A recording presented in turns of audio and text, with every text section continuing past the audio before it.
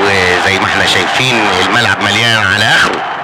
وبالمناسبة نشكر السادة المسؤولين اللي سمحوا بإذاعة الماتش. وبالمناسبة ايضا اشكر سواق التاكس اللي جابني لغاية هنا. وبالمناسبة ايضا بشكر جماعة بتوع بياعين الكازوزة واللب والاناناس والتسالي اللي قاموا بمجهود كبير جدا عشان تسلية الجمهور.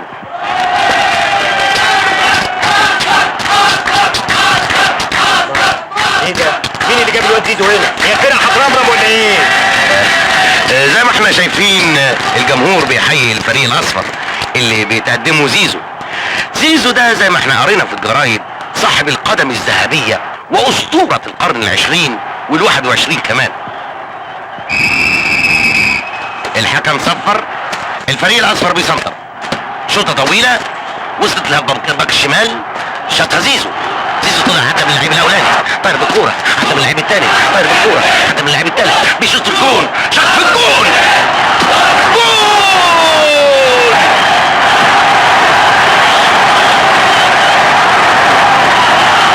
الجول الاولاني بعد نص دقيقه من بدايه المباراه. زيزو جاب الجول. الظاهر كلام الجرايد عنه صحيح. لكن الكوره ملهاش امان لان احنا لسه في بدايه الماتش. ايوه ملهاش امان، او عند الله ملهاش امان ابدا. ولا حول ولا قوة الا بالله. انا مش مصدق عينيا، اللي جاب الجون ده صحيح الواد زيزو؟ اسمه كابتن زيزو. الفريق الاخضر سنتر، خدها منه الفريق الاصفر، راحت لحنكوره. حنكوره اداها لشنطوره، شنطوره بصها لفتحه بقوره، فتحه بقوره بصها لفلفل اسود. هو فلفل اسود ده مش اسمه الحقيقي فلفل اسود، ده هما مسمينه كده فلفل اسود، هو عشان اسمر وشعره مكتكت كده زي الفلفل الاسود، لكن اسمه الحقيقي ابراهيم كزبره. ايه ده؟ ايه ده؟ الكرة راحت لزيزو. زيزو طالع بالكرة زي الديزل، محدش قادر يحوش الديزل.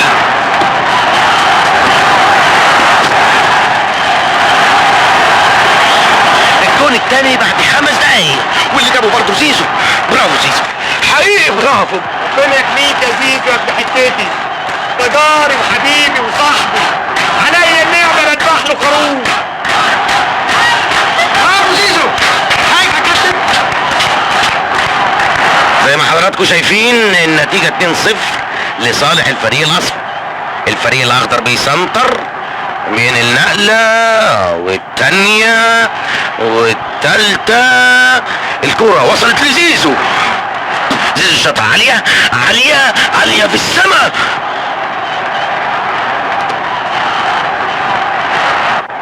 الكرة طالعة لفوق قوي، عدت السحاب. الكرة اختفت خالص. بح، الكرة راحت. واحد يقول لي يا كابتن ظريف في الحالة دي الحكم يعمل ايه؟ اقول له انا ان القانون صريح في الحتة دي، ومن حق الحكم انه يطلب كرة تانية. يا سلام يا واد يا كابتن يا ظريف يا مذاكر. او فعلا الحكم طلب كرة تانية والحكم اهو هيصيدها. الله،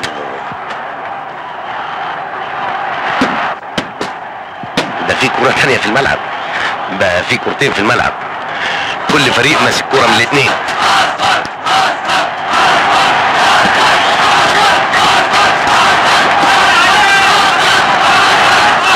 زيزو طلع زي الصاروخ بالكرة، هيجيب جول في الفريق الاخضر. وادي كابتن الفريق الاخضر هيحط جول في مرمى الفريق الاصفر. جول تاني، جولين في وقت واحد، جول للفريق الاصفر وجول زيه للفريق الاخضر. يا سلام، شيء مدهش اللي بيحصل النهارده. يا سلام، جولين في وقت واحد.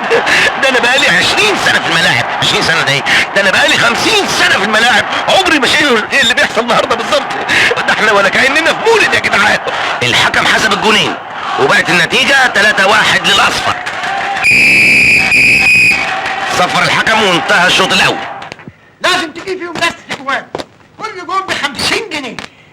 اللي تقول عليه وفاء يمشي. ها، عايزين اجيب فيهم كام جون يا وفاء؟ اذا كان عليا انا عايزه دستة. وانا اقول لك بحبح شويه، خليهم دستين. خلاص انا خس عليا ايه، بس انا قلبي عليك، انت اللي هتدفع. ولا يهمك، بس انت شد حيلك. بس انت مد ايدك ودلك لي رجل التانية. يلا. سيداتي انساتي سادتي، من ملعب النادي الكبير نعود فننقل لكم الشوط الثاني. شفت قديش مليحة شربة الكوارع يا مدبولي؟ جعلت ابن اخوك يرمح ولا البغل الاسترالي. ايوه صحيح. معك حق. شربة ايش؟ وانا شايف زيزو ما صار مثل الحديد الا بعد العشب الشيطاني. لكن زيزو خطف الكوره ايش قلت يا ولد؟ ماشي زي الصاروخ عدى خط البكات. هو وجون هو وجون. اتكلم اتكلم يا زرزور. لو اضرب الكف اجعل عرضك طول. هيا اتكلم وتعطيني الشلكليطة؟ برضه واجيب لك فوقها. انا قربت اصدق كلام الجرايد اللي بتقول اتكلم. زيزو زرقاء اتكلم والناس بتوع العالم اتكلم. عم مبلولي عاوز زيزو هات عم مبلولي اعطاني الشلكليطة وانا اعطيته علف شيطاني، علف بزيزو. يا ويل ويلي. وقف. انا واقف اهو. انت واقف؟ طب اقعد. انا قاعد اهو. كيف تفعل هالفعلة في ابن اخوك؟ وانا عملت فيه حاجة بطالة؟ ما انا علفته وخليته بطل. ما تخاف يصير فيه مثل ما صار في العيطة؟ لو صار مثل العيطة بالبارودة وجيبي خبره. العيطة كان طير ماله دي. يا خوفي على هالشاب الطيب يتوحش ويصير مجرم. وليه بس التشاؤم ده؟ ساعتها ذنبه في رقابكم وحيكون عندي حساب مصعوبه. بون مش معقول زيزو ده بالدور السابع. حرام عليك عايزين يا نشوف زيزو. الماتش. اديني فرصه ادردش شويه مع الساده المشاهدين. ايوه مشاهدين التلفزيون. عاوز احكي لهم خلا أنا راوية. شفته لما كنت بتفرج على انت مباريات كاس التلفزيون العالم. شوية علف. أيوة. يمكن نروم مع الدراما. ايه ده؟ مقفول. أنا صنعته من حديد. ما يمشي إلا بالدقيق. من ابتداء الشوط الثاني. يا نهار زي بعض. شوفوا الماتش مقلوب يا عالم. انا قربت اتجنن بصحيح. زيزو جاب الجون التاسع يا جدعان. حد على العاشر. انا قربت. اي ايه ده يا ست راوية؟ طيرت البرج اللي فاضل بعد ما زيزو جنني. ليه؟ حصل ايه يا استاذ ظريف؟ مش هتصدق جايب لحد دلوقتي 17 جون. زيزو طالع بالكوره. لسه طالع بالكوره. هجيب جون. قطعها حنكوره. قصدي شنطوره. لا سوري فتحه بقوره. لكن رجع تاني لزيزو.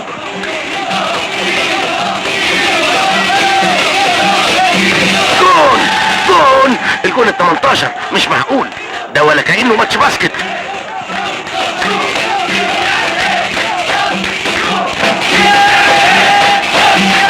جول الجون ال 19. النتيجة قدامكم اهي. هو انا يعني هجيب كلام من بيتنا؟ دي حاجة تفرس. جول الجون 20.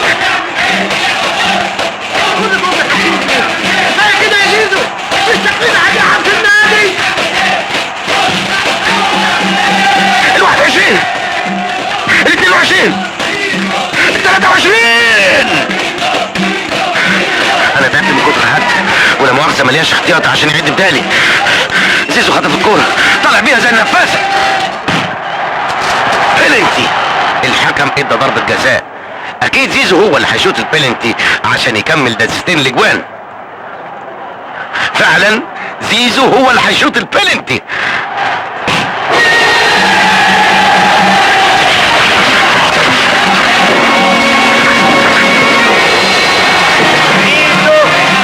زيزو على الجميع برجح لك عيد.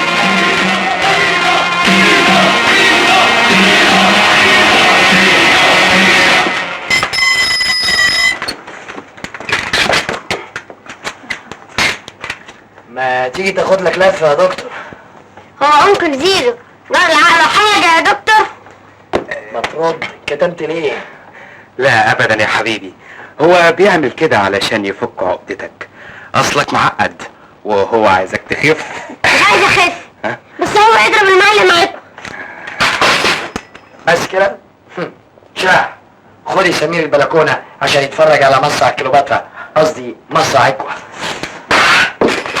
اسمع اوعاك ويضربك. عقدة الواد تزيد وتبقى عقدة وشنيطة. ده مش بس كده انا كمان اتعقد.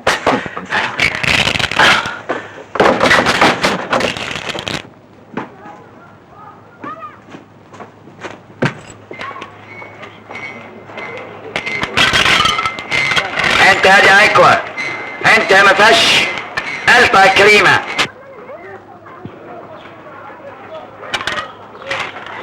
ده انت تؤمر يا ابو الكباتن، خدمة تانية يا كبير الحتة. انت راجل قليل الادب وغبي. مقبولة منك يا معجزة الكورة. يا راجل يا جبان، ده انا بهزقك. وانا بديت الساعة لما الناس تعرف ان زيزو ملك الكورة يشتم حكمة الجزار، ده انا ازداد شرف. طب ايه رايك بقى انك راجل حمار وتستاهل اللذ؟ محسوبك تعتبرني جون بتشوت فيه ولطش فيا زي ما انت عايز.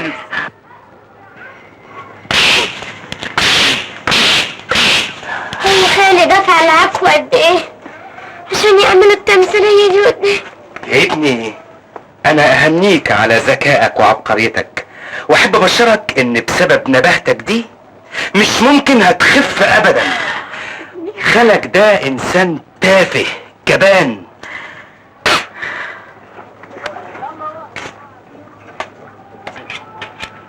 كده بوصل العلاج يا نطة. اضرب اضرب كمان، ضرب الحبيب الغالي احلى من اكل العجال.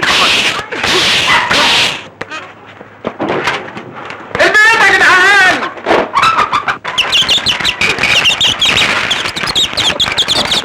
هاتوا فات يا رجاله. ايه مالكم؟ في ايه؟ مبلمين كده ليه؟ فين سمير؟ سمير متبري منك يا تافه يا جبان. ايه الكلام ده يا دكتور؟ خرص يا تافه يا نبل. هزقتني، فضحتني، خليت رقبتي قد السمسمة قدام الولد. لما انت شخصية هيزيتيتنج، ها؟ بتمسك في عكوة ليه؟ عكوة ده مين؟ انا عكوة قال ما دشتش الف زي عكوة. ده انا زيزو والاجر على الله. زيزو؟ ايوه زيزو ملك الملاعب ذو القدم الذهبية. ايه؟ زيزو اللي كل الجرايد بتتكلم عنه؟ انا بكل تواضع. مش معقول. بالحضن يا بطل. خلاص تبقى المشكلة اتحلت. سمير لو شافك وانت بتلعب ماتش الكاس اللي جاي وانت بتلعب لعب جهنمي وبتجيب اجوان زي المطرة 100% هيخف وهيتخلص من احساسه بتفاهتك. تفتكر؟ ده اكيد. انت مش عارف قيمة نفسك. انت بطل. بص شوف زيزو بيعمل ايه.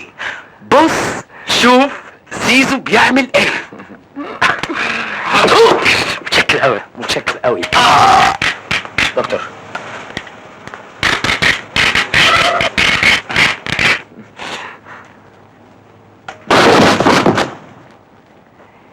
رجالة مهزوزة، هيزيتيشن. بدل شيك زي ما اكون مولود بيها. ربنا يخليك يا سيسو، تعيش وتجيب لي يا ابن اخويا. بس يكون من مال الحلال. ليه؟ هو انا فلوسي حرام؟ لا، اصل ست راوية محبكاها حبتين. فكرها ان الجدع الجون اللي انشال، فكرها يعني انك انت السبب في اللي جراله. أنا متأكدة. اسمع يا زيزو، الشاب اللي انصاب هذا انت بري من ذنبه. صحيح، الحمد لله. هالجوة الجبارة اللي عندك سببها عشب شيطاني حجنك بيه عمك مدبولي.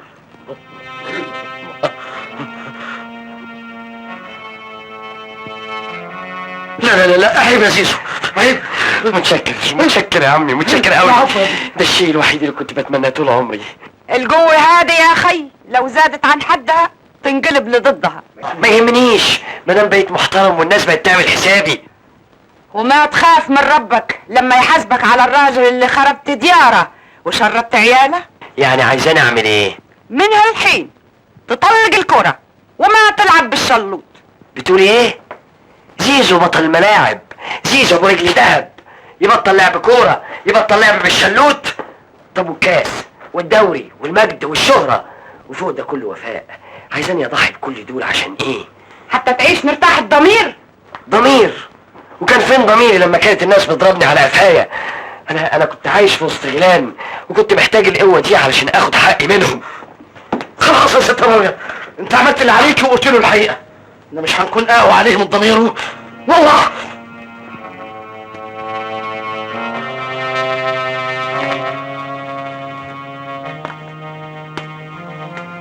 انت جاي هنا تعمل ايه؟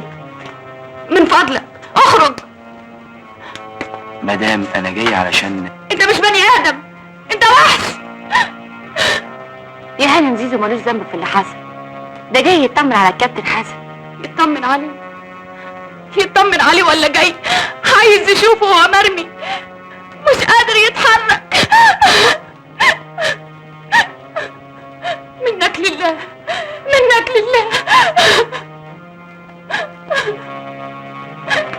زيزو، مؤامرة، أكيد مؤامرة على النادي وعلى سمعة النادي. لما زيزو يعتذر عن ماتش الكاس دي معناه إن الموضوع فيه لعب. أرجوك يا فندم، زيزو إنسان شريف، وأظن جواب الاعتذار اللي بعته واضح جدا. أعصابه تعبانة وخايف لو لعب وهو في الظروف دي يتسبب في خسارة الماتش. معنى كده إن الكاس ده علينا. متهيألي إن الوحيدة اللي ممكن تنقذ سمعة النادي هي وفاء. إزاي؟ هتلعب بدل زيزو؟ هي الوحيدة اللي تقدر تأثر عليه. قصدك إيه يا كابتن؟ قصدي شريف يا دكتورة. أنا أعرف إن الكابتن زيزو بيعزك قوي، ولو طلبت منه يشنق روحه مش هيتأخر أبدا. أرجوك بلاش كلام فارغ. ده الكلام المفيد، لازم تقابليه ولازم تقنعيه إنه يلعب. متأسفة، ما اقدرش أعمل حاجة مش مقتنعة بيها، على إذنكم. لكن احنا مقتنعين إن سمعة النادي هتبقى في الحضيض لو زيزو ما لعبش الماتش ده، ولازم يلعب.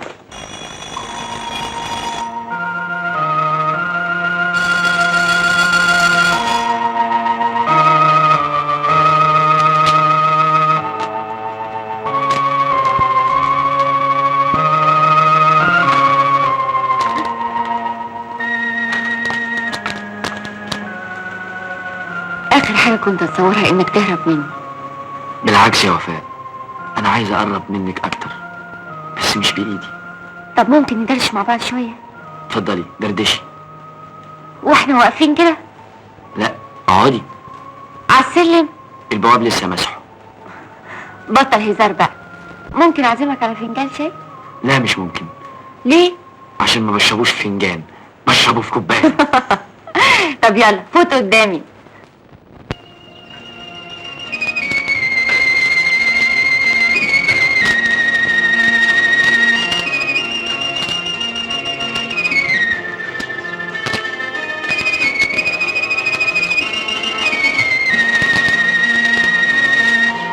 اسمح لي، انت ما عندكش وفاء.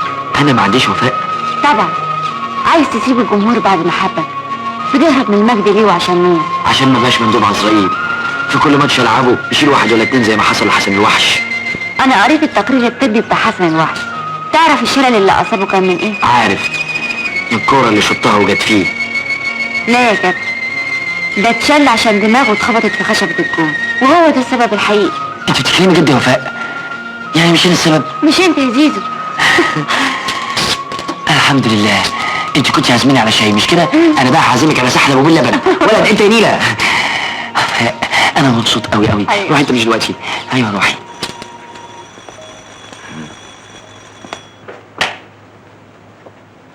افندم، دي برضه مقابلة تقابلني بيها؟ ده أنا جاي لك بيتك. اتفضل. لاحظ ان انا لازم اكون في النادي قبل الماتش بساعة على الاقل. أنا جاي أقول لك كلمة واحدة بس. اتفضل قولها وخلصني. سامحني سامحني. بقوا كلمتين واحنا متفقين على كلمة واحدة. أرجوك سامحني. استغفر الله، ليه بس تركبني ذنب في يوم مفترج زي ده؟ أرجوك سامحني. خلاص خلاص سامحتك. أنت كذاب. وانا ايه الكلام الصبح دي؟ أنا مش مصدق وداني. لا صدق، عشان اثبت لك اكتر هنروح احنا الاتنين سوا النادي، ايدي في ايدك، قصدي ايدي في جبسك. سوري على اذنك. طيب مش تعزمني على حاجة ساقعة؟ اتفضل، تلاجة عندك، اعتبر نفسك في بيتك. ولد مالكش دعوة بالفراخ.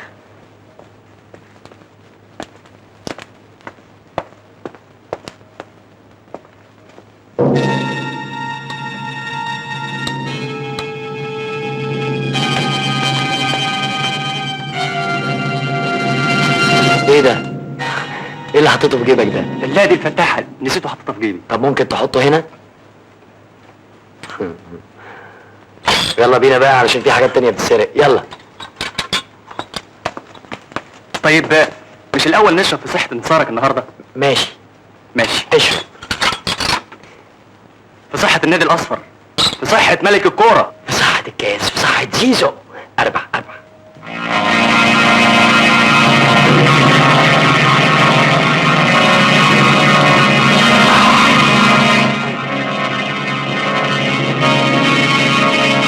سيداتي انساتي سادتي، النهارده من ملعب النادي الكبير بالقاهرة ننقل لكم مباراة مهمة جدا اللي هي نهائي ماتش الكاس بتاع مصر. والمباراة النهارده حساسة جدا جدا جدا لانها بين اكبر ناديين في الجمهورية. مالك يا سمير؟ خايف على النادي ده عشان خالي ضيع منه الكاس. اطمن يا سمير، انا متراهن ب 100 جنيه على ان خالك هيجيب 20 جول. سمير معاك في مدرجات، عايز يشوفك وانت بتجيب اجوان زي النطرة. 100% هيخف. تفتكر؟ ده اكيد، اصلك ما انتش عارف نفسك. صحيح انت مجنون لكن بطل. انت اللي مجنون ها؟ زي ما انتم شايفين الجمهور بيحيي زيزو تحية كبيرة جدا، لان الامل كبير قوي في زيزو ان هو يجيب الكاس للفريق بتاعه. خالك النهارده يا عم هيورينا العجايب. زيزو حديد، الشوطة منه بجونين. كلام تراهني؟ اروح لك قوي، قرش ساغ مني لمليم منك. موافق يا دكتور. خلاص بس اسمع، انا ما احبش اللي يرجع في كلامه. انا راجل يا دكتور. راجل؟ اهي الكرة مع خالك.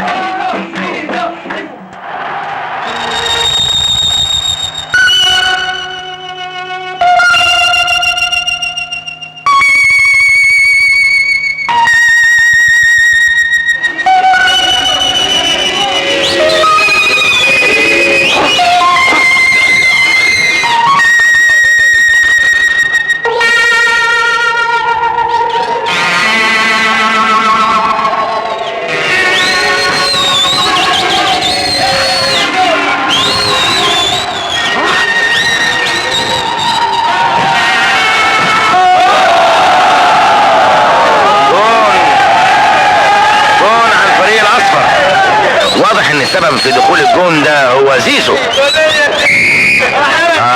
الفريق الاصفر سنتر ادى نقله والتانية وصل خط 18. الله الله الله، زيزو واقف مطرحه زي ما يكون مستني الكوره تيجي لحد عنده.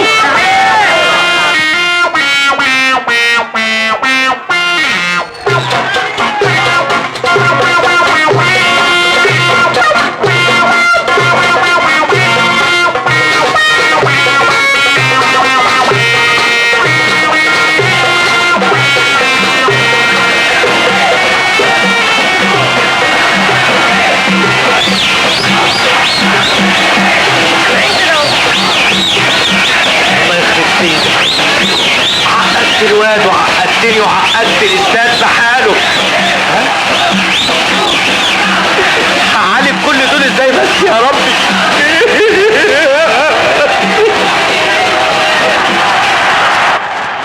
دي مؤامرة اكيد مدبرها لنا النادي الاخضر. مفيش داعي للكلام ده، لحد يسمعه ويوصله للناس وتحصل مذبحه في النادي كله. انا متاكده ان في حد اداله حقن مخدره. والعمل الهفتان التاني ابتدى بقاله نص ساعة، هيفوق يكمل الماتش ولا لا؟ انا هديله حقنه فوق جمل.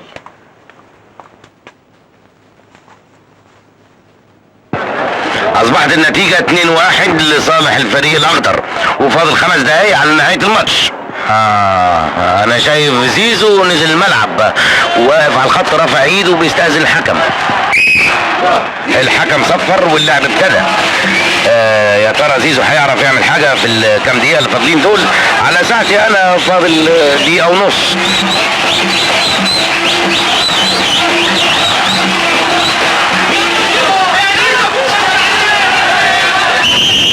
ضربة جزاء لصالح الفريق الاصفر. البلنتي ده هيخلي الماتش لسه فيه كلام.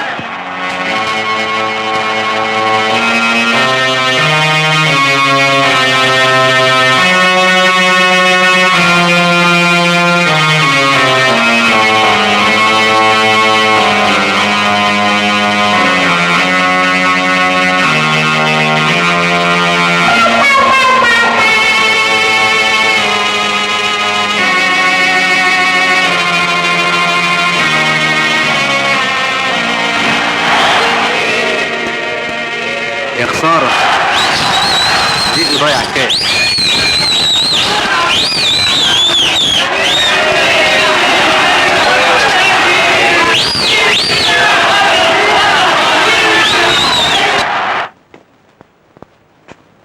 حسن أفندم. حسن، واحد ليمون الله يخليك. مفيش. طيب كوباية شاي. خلص. طيب واحد قهوة. ما عندناش بن. حس كده بقى، هات كوباية مية. الميه مقطوعه. لا ده الصوصات بقى. ايوه الصوصات. بالذمه انت ليه كنتش تخش النادي هنا بعد ما وكستنا؟ حتى انت يا ابو علي. ايه اللي بتقوله ده يا حسن؟ روح هات الكابتن زيزو اللي هو عايزه. حاضر. اتفضلي. ما تزعلش نفسك، اعذرهم برضه زعلانين على النادي بتاعهم. طبعا ليهم حق، ما يبصوش في خلقتي. ضيعت على النادي كاس مصر. الرياضة غالب ومغلوب. بس دي غلطتي.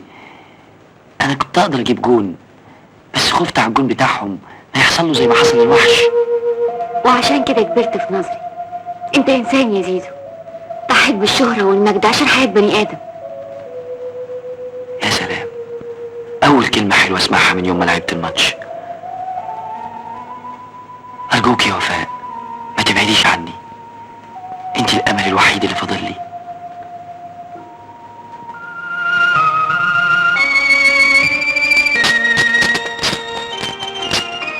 عشان خاطري امسك اعصابك، مفيش داعي تاخد وتدي معاهم. انت مش مكسوف تيجي هنا؟ انا عضو في النادي ومن حقي اجي في اي وقت. واذا كانوا بقيه الاعضاء هنا مش عاوزين يشوفوا خلقتك؟ احب اؤكد لك ان في اعضاء كتير بينبسطوا من وجودي. زي مين؟ الانسه وفاء. تكونش فاكرها بتحبك؟ استاذ وحيد، انا ما اسمحلكش تتدخل في حياتي الخاصة. ما هو اللي زي ده لازم يعرف الحقيقه علشان يعرف حدوده فين. عايز تقول ايه؟ يا كابتن زيزو، انسه وفاء مش واقعه في غرامه زي ما انت فاهم. مجلس الاداره هو اللي اقنعها انها تبلغك انك تلعب الماتش.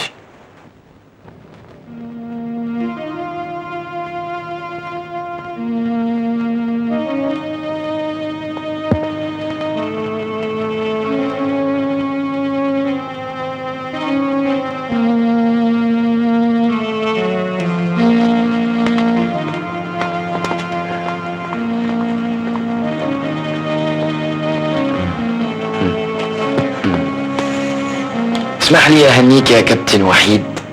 على ايه؟ على انك طلعت ندل زي ما انا فاهم. اللي ادبك زي ما انت عايز. مسير افك الجبس ويصفي حسابي معاك كويس. يعني هتعمل ايه؟ هدشدش دماغك طبعا. زي كده؟ خلاص خلاص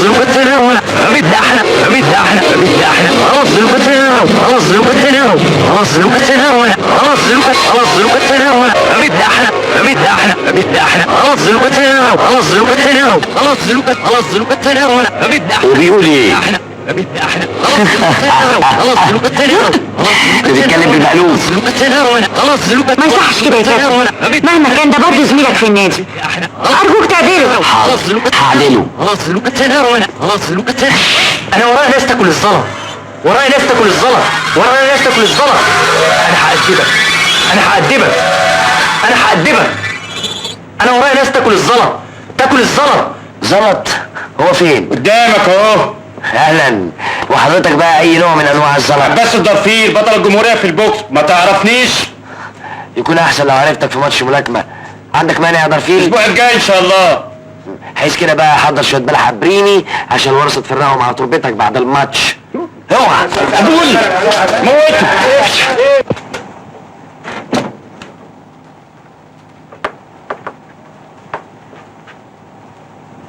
اطلع بره ما تورينيش خلقتك.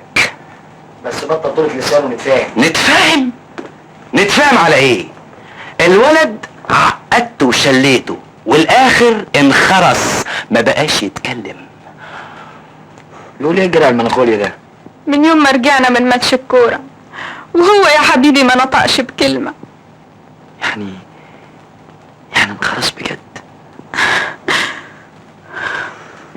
اذا كنت انا اللسن، انا خبير العقد، لساني جات له نقطة خصوصا لما ضيعت البلنتي. بقى حتة تافه زيك يضيع علينا الكاس. ده مفيش واحد الا لما هزقني بسببك. فوضت فيك الامر لله، فوضت فيك الامر لله يا شيخ.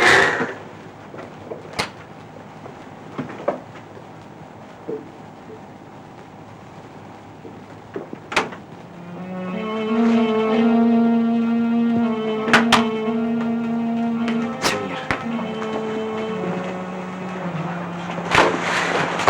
انت زعلان مني؟ معك حق، انا اللي جنيت عليك بتفاهتي. فهمتك حاجات كتير عن نفسي غلط، كبرت نفسي قدامك. فهمتك اني قوي مع انك لو نفخت فيا كنت اقع. اقنعتك انك بالقوة تقدر تحقق كل اللي انت عايزه، وللأسف صدقتني. سمير، احنا عايشين في غابة كبيرة بيحكمها مبدأ القوة. الأسد عشان قوي هو اللي بيسود، هو الملك. كان نفسي اللي بيملك القوة دي هو اللي يساعد الضعيف بدل ما يدوسه بجزمته. أما الأحلام شيء والحقيقة شيء تاني. لكن أنا لازم أضرب المبدأ ده، لازم أهزمه جوايا. سمير،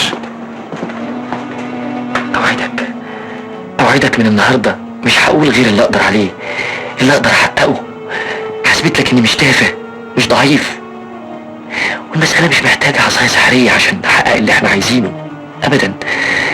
المسألة إننا محتاجين إرادة قوية تعمل معجزات وتسوي الهوايل. سمير، أنا هستجمع كل إرادتي عشان أنقذك.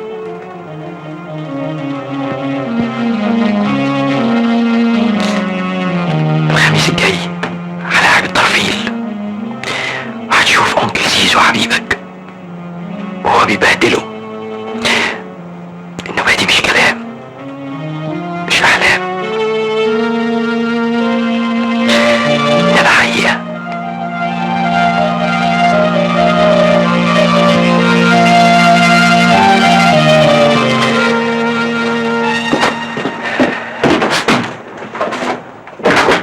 جيب الغراض يا زرزور. جاي يا خالة.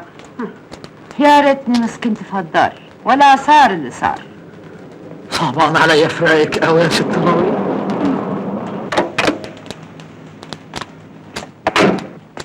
اهلا ست وفاء. ما شفتش زيزو؟ لا، ليه؟ بقاله اسبوع ما رجعش شقته ولا راحش النادي. بعد وقفته في الماتش ملوش عين يوري وشه لحد. انت تعرف وانا اعرف يا مدبولي بان زيزو عادل عدله وفعل اللي يرضى ضميره، ولا كنت تريد يضر انسان تاني؟ معاكي حق، وده كان رأيي، بس للأسف ما قدرتش أقف جنبه، خصوصا بعد كل ما اتخلى عنه. وايش السبب؟ فهموني بلعب بعواطف. من ساعتها اختفى وانا بدور عليه، لحد ما قريت في جورنال انه هيلاعب الدرفيل بطل الجمهورية في الملاكمة. وانا بقرا الخبر حسيت ان زيزو عايز ينتحر بسببي. ايوه، لعبه مع الدرفيل ده انتحار.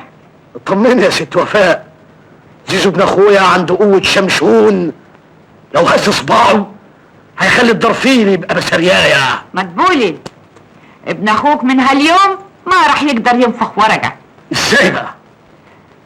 من هاليوم لا هتقدر تعلفها ولا تحجنها. الاعشاب اللي عندي حرقتها. حرقتيها؟ ها، يا خسارة الاختراع اللي كان هيهز الكون. حرقت الاعشاب. اعشاب ايه وحقن ايه؟ انا مش فاهمه حاجه. هذه قصه طويله بعدين احكيها لك. المهم توا نبحث عن زيزو. فعلا؟ مستنيين ايه؟ لحد ما الدرفيل يعمل ابن اخويا سلايه يسلك بيها اسنانه؟ طب يلا بسرعة. الله. يا زرزور، عيد الغراض. يا خالة يا خالة، زرزور صار مطيور. جيب الغراض يا زرزور، عيد الغراض يا زرزور، سببتي لي الامراض بهالاغراض. وش سيداتي سادتي، نحن الآن على موعد مع مباراة ملاكمة لوزن خفيف متوسط. لا ايه المتوسط؟ والمباراة عبارة عن 15 جولة. لا 13 بس، لان كان في ملاكم زمان بيتفائل برقم 13. وكل جولة مدتها 3 دقايق. لا دقيقة ونص، لان اتحاد الملاكمة. كابتن ظريف، ما تيجي تذيع بدال انت احسن. والله فكرة، ده احنا زملاء. سيداتي سادتي، النهارده هنتفرج على زيزو وهو بيلعب بايديه مش برجليه. في ناس بتستخدم دماغها في اللعب، وده يسموه ضرب الروسية. مش نسبة لروسيا، لا ولا امريكا. دي رياضة فرعونية قديمة اسمها راس رع. وزي ما قلت لكم مباراة النهارده بين زيزو وعباس الدرفيل. حد منكم هيسألني ليه سموه الدرفيل وما سموش ليه الخرتيت ولا الديناصور ولا الغوريلا؟ ده حكاية طويلة ومتهيألي عندنا وقت عشان احكيها لكم.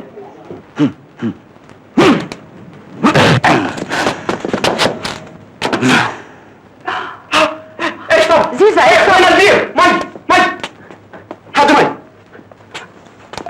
اشرب زيزو فوق يا زيزو فوق. هات يا شيخ.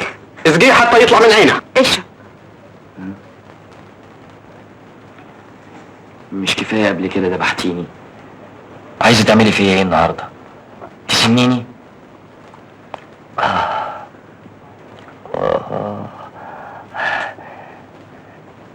انا مالي مش قادر اصلب طولي كده ليه؟ اكونش رجعت خيرها زي زمان؟ مستحيل. جاهز يا كابتن؟ جاهز ونص. انت مش قدي. جايب لك اخويا الصغير عطية الدرفيل، هيكسر عظمك. احسن لك تودع اهلك قبل ما تلعب. زيزو بلاش يا زيزو، بلاش تلعب الماتش ده، بلاش تموت روحك عشاني. انا خلاص عرفت غلطتي. انت غلطانه يا مدموزيل.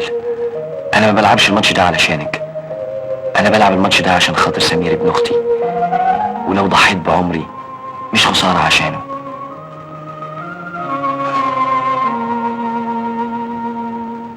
كان في ملاكم عظيم زمان اسمه المدب، كسب لنا اولمبياد 28. لكن ليه سموه المدب؟ هنسيب حكايه المدب، لان انا شايف دلوقتي الجمهور بيحيي ابطال الماتش.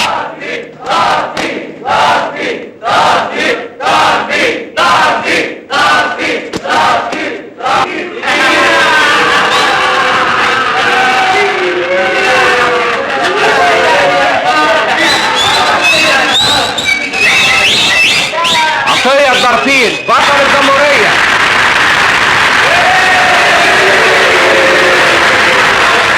زيزو يتحدى بطل الجمهورية.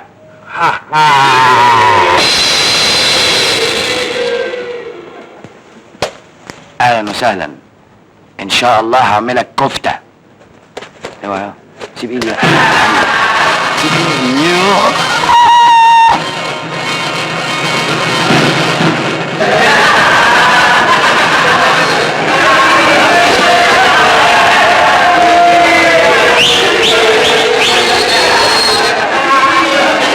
الله يخرب بيتك يا زيزو، عقدت الواد وجننتني. سلامة المحروس ايش بيه؟ خاله عقده، اصل زيزو يبقى خاله وهو اللي مربيه. وبقى مثله الاعلى، لكن للاسف دايما يخيب ظنه فيه لحد ما خرسه وشله.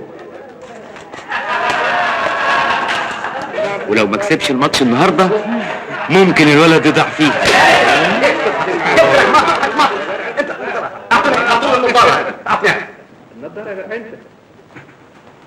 انا عشان خاطر سمير ابن اختي. باقي ثواني وهتبدا الجوله الثانيه، واظن في عندنا وقت كتير عشان ندردش. في ثانيه هحكي لكم حكايه المدب. يا خساره، يعني ما كانش قادر يستنى كمان ثانيتين؟ دي حكايه ظريفه قوي.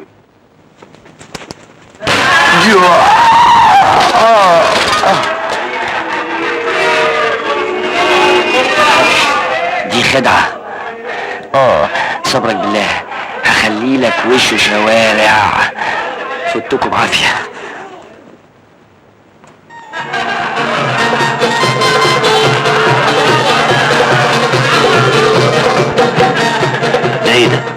دي ملاكمة ولا سبق خيل؟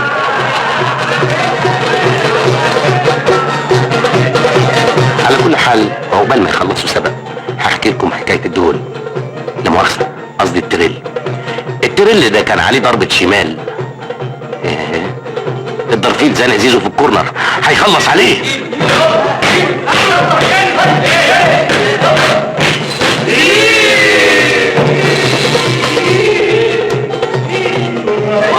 واحد اثنين ايش بيك؟ ايش يا خالد؟ والله تكره.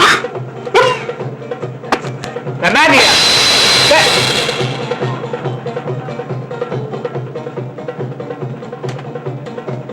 الحقيقة الملاكمة زمان كانت غير كده خالص. فين ايام ابطالنا القدام زي يحيى التريل وسيد الدهول ومحمود البغل وعبد اللطيف الفيل. كانوا ملاكمين كبار صحيح. على فكرة بعد ما هحكي لكم حكاية التريل هحكي لكم حكاية الفيل. اجمد يا بطل اجمد. جاتك نيلة اهو ده اللي انتوا فالحين فيه. ما تتفضل تيجي مكاني وتجمد. طيب اشرب، هذا يشفيك ويقويك. شربة كوارع تاني؟ هذه اللي سويتك بطل وصار لك قيمة بين الرجال. اشرب اشرب اشرب يا زيزو. لا يا خالة راوية، بعد النهاردة مفيش حاجة هتعمل لي قيمة بين الناس غير إرادتي أنا.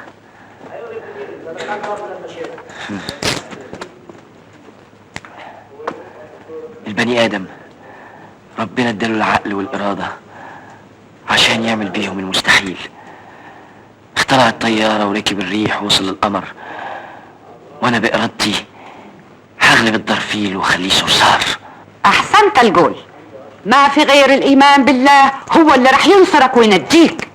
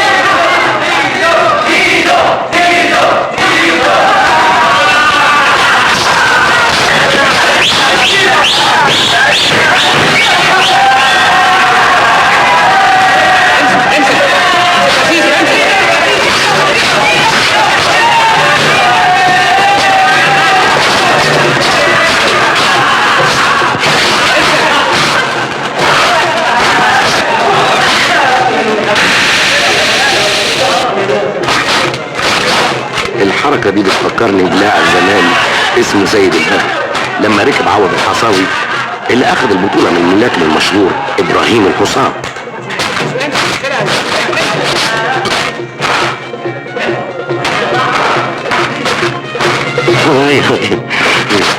ايه ده؟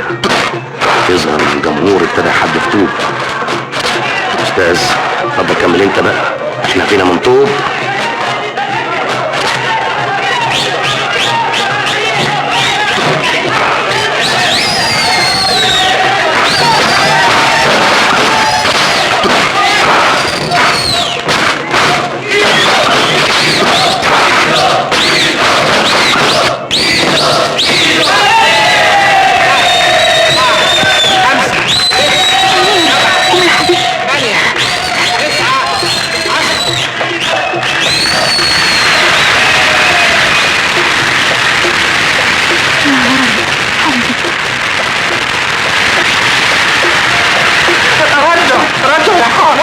خليكي معاك يا زرزور.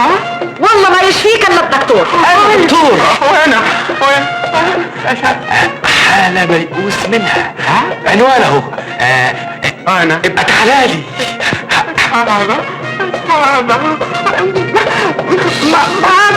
انكل زيزو حبيبي.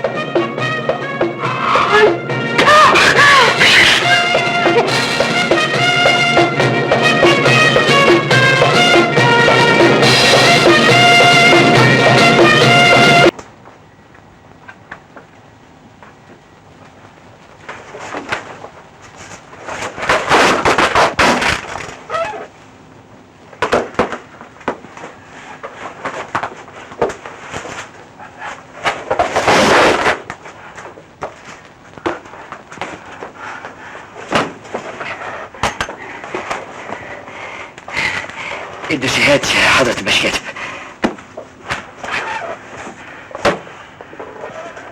دي دوسيهات الصدر. الحمد لله يا فندم لقيناهم.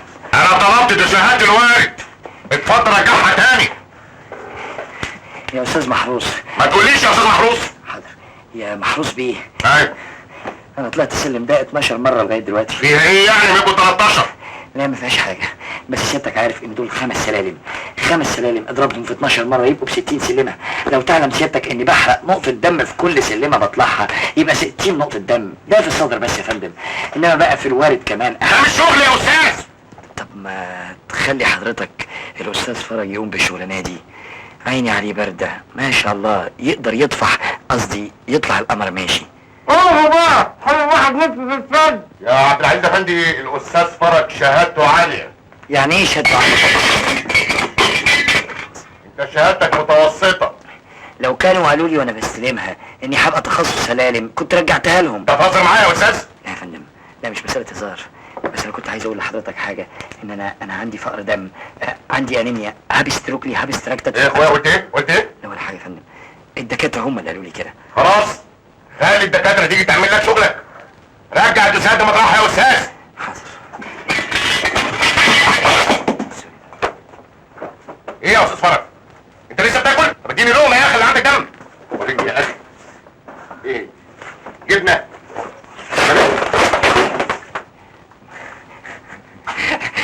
متأسف يا استاذ محروس. وريني بقى مفيش لحمه؟ متأسف يا محروس بيه. شوف شغلك يا استاذ.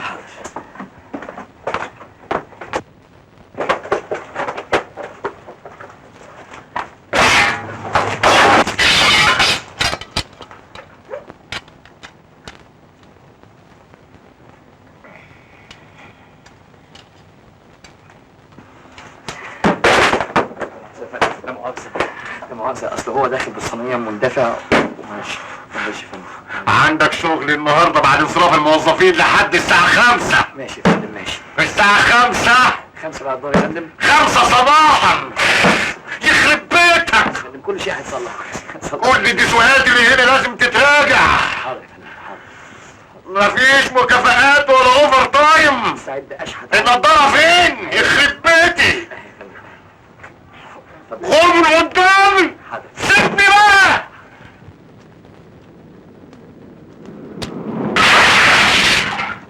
تعالى نفتحه ولا اسبوع سوكر احسن لكم.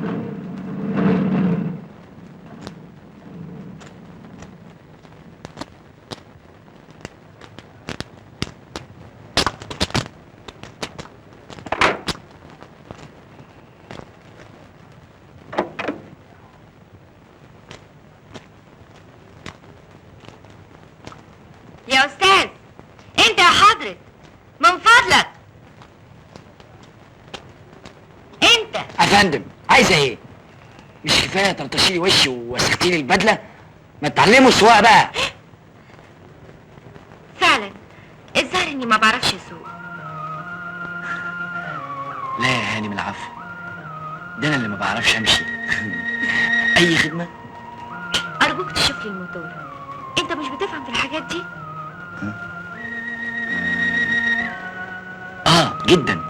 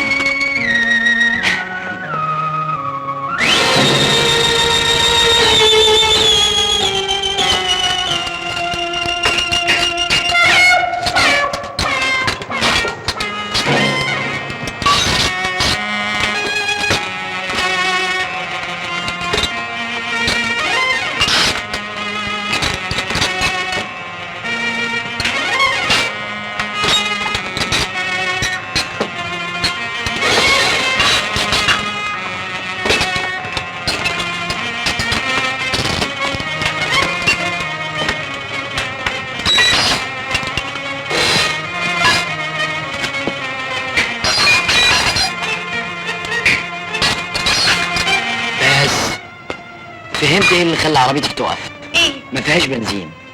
ولما ده السبب، ايه اللي خلاك تفك الموتور؟ بصراحة لقيتها فرصة نتسلى مع بعض لحد ما يوصل الأتوبيس بتاعي. يا أستاذ أنا مستعجلة، مش فاضية للكلام الفارغ ده. اتفضل راجع كل حاجة مطرحها وشوف لي شوية بنزين حالا. حاضر. بقول لك أنا مستعجلة. طيب بس هدي نفسك.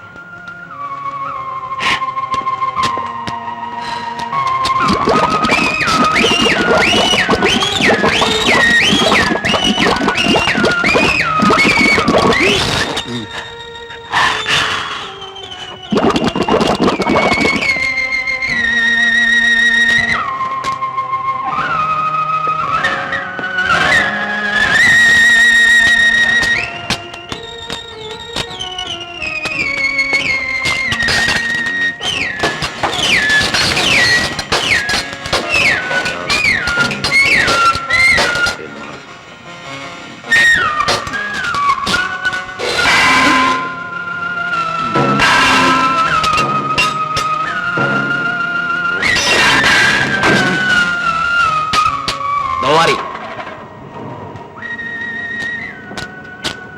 ميرسي قوي، تعبتك وياي. عفو، اصل انا شهم.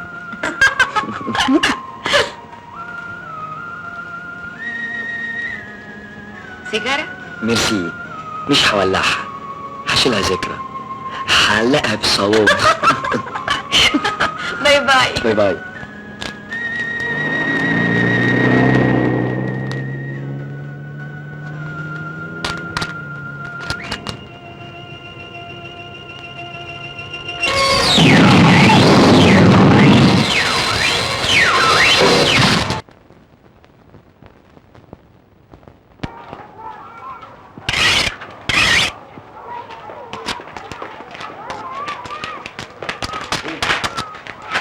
رايح فين يا سمير؟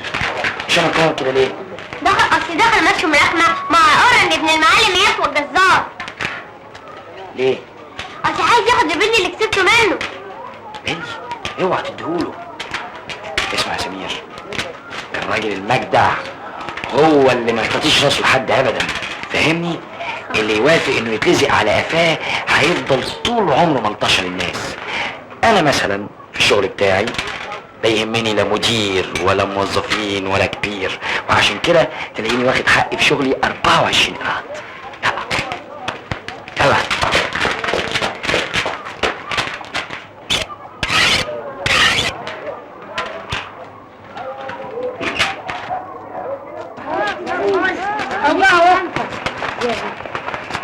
واللي يا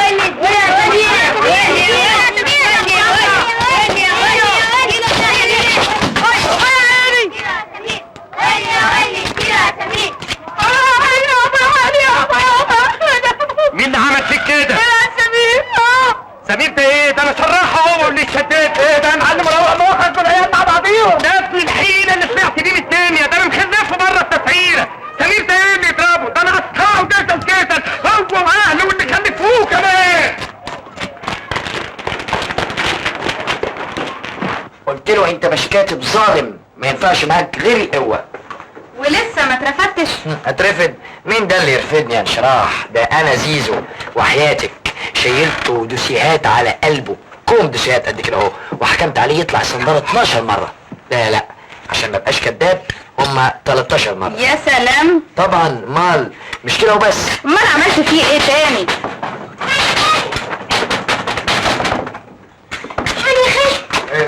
ايه يا معلم سلام؟ معاك وعايز يضربني من غير سبب؟ بس غلبتني في البوكس. انت عملتها بجد؟ مش انت قلت لي ما توطيش راسك لحد؟ انا قلت لك كده؟ اه. يبقى خلاص، ما دام انا قلت لك كده يبقى هو كده. انت يا جدع اللي اسمك سيسو. الظاهر ان في حد ساكن جديد في الحاره اسمه زيزو برضه. انت يا خالي الواد سمير. والظاهر برضه انه ليه ابن اخت اسمه الولد سمير. هترد ولا لا؟ ده بيندم عليك. ما ينده للصبح. وانا يهمني؟ اطلع لي يا خالي، امسح بالشارع. لا مفيش داعي يا سمير، خلينا احنا الكبار احسن يتعور ولا حاجه. لا انت قدها. طب حاضر. انت يا خالد دلع اللي اسمك سيسو. ده مين صاحب صوت العندليب اللي بينادي؟ بشرفي انا افتكرتك عفاف راضي. انزل يا سيسو، انزل عشان انا ليا غرض اوريك مركزك. مركزي انا عارفه يا معلم، والحمد لله موظف درجه 6. انما ان شاء الله بعد الاصلاح الوظيفي هترقى واخد علاوه 32 ساغ، وهشتري بيهم عظم من عندك. انت بتهلطم تقول ايه يا فندم بعظمه؟ هتنزل ولا قسم انا هصم انا كنت معنك؟ يمين على يمينك ما انت طالع، انا نازل لك بنفسي.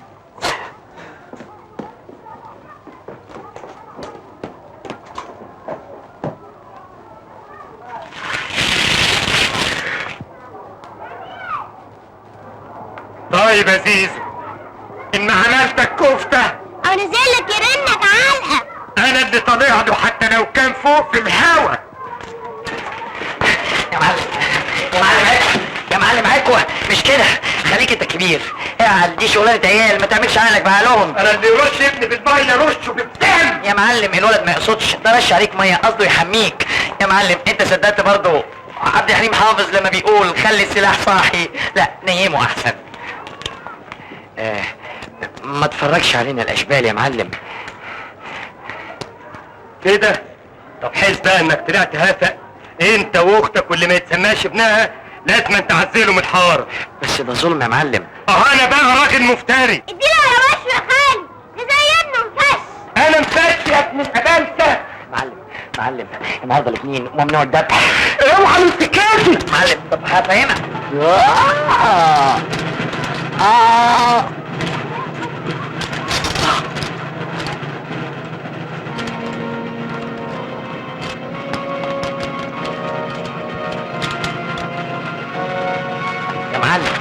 يا معلم افهمني، مش كده عيب برضه. انت يا بكره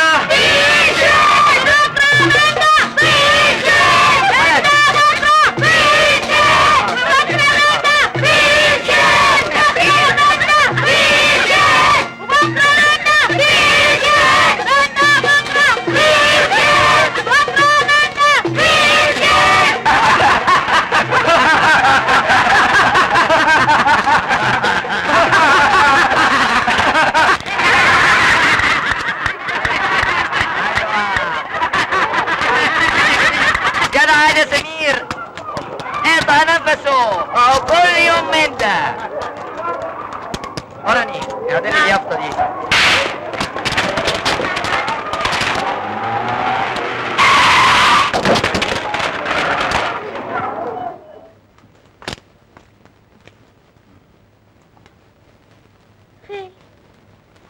لازم تضربه، اضربه، لازم تحت الظلم. يا دكتور شحاتة أنا متأكد إن إصابته عادية جدا، لكن اللي محيرني إنه مش قادر يمشي على رجليه. وانا اؤكد لك ان ده شلل نفسي مش عضوي. لازمتها ايه المحزنه اللي انت عاملاها دي؟ كله منك انت، انت اللي قومته على ابن الجزار. حكايه بسيطه، عيل وتعور، فيها ايه دي؟ فيها 2 دكاتره معاه جوه، تبقى بسيطه ازاي؟ واحد بس، التاني بتاع اعصاب. انت خالي الواد؟ لا انا امه، قصدي اخو امه. غريبه. هو ده خاله؟ انت؟ ايوه، ان ما كانش عندك مانع. ده هو اللي رباه، ابوه مات وسابهولي في اللفه. عشان كده الولد متعلق بيك خالص. انت بالنسبة للولد كنت بطل، مثل اعلى، لكن للأسف خيبت امله فيك، خليته يشوفك على حقيقتك، انسان جبان تافه. متشكر قوي. ايه الكلام ده يا دكتور؟ اخرس يا تافه. اخرس؟ مش كفايه انك عقدت الواد وجبت له شلل؟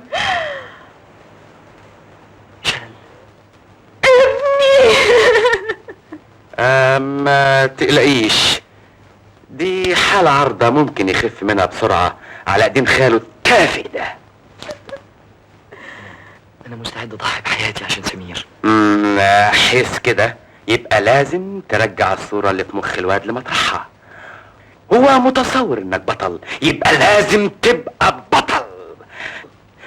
يعني باختصار لازم تخليه يشوفك وانت بتعمل عمل بطولي خارق.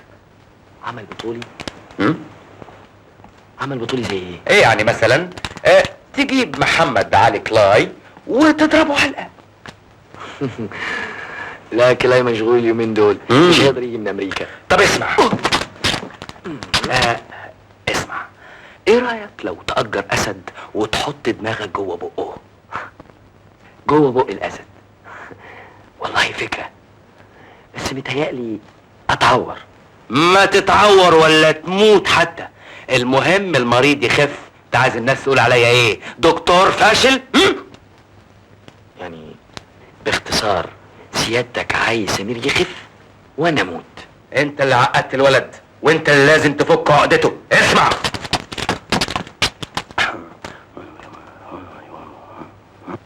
غوريلا؟ ايوه، غوريلا؟ تعال يا الهيفا، الحقنة دي هتقويك وتخليك زي الحصان. بس مدبول، هو انا لازم اكاكي عشان تديني الحقنة؟ سيبك من اللي معاك دي وتعالى اديك حقنة ما خدهاش قبل منك الا انا وهتلر. انا عايز الحقنة اللي كتبها لي الدكتور. دكتور؟ في دكتور يفهم اكتر مني؟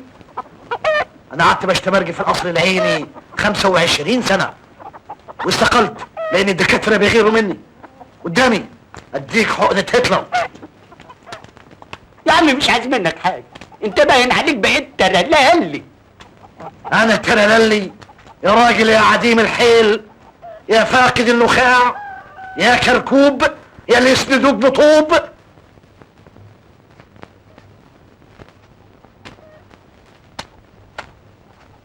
العافية يا عمي. اهلا زيزو. منظرة ايه اللي انت عايز تأجرها مفروشة دي؟ ليه؟ ما انت عارف المعيش صعب واحنا فقر خالص. فقر لكن انا شخصيا الفقر وصل عندي للدم. نادرين عليا يا عم اجيب لك بايجار الاوضه دي شويه مقويات يخلوك عنطر زمانك. ولو انا خلاص ما بقاش مني فايده، حتى لو اديتني حقنه لحمه في العرق مفيش فايده. لا حول الله، حتى باب الحمام مش قادر افتحه. معلش روق يا زيزو.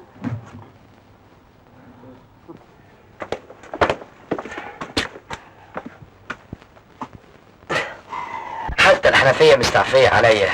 عمي لو انت عندك دم تروح تتبرى مني.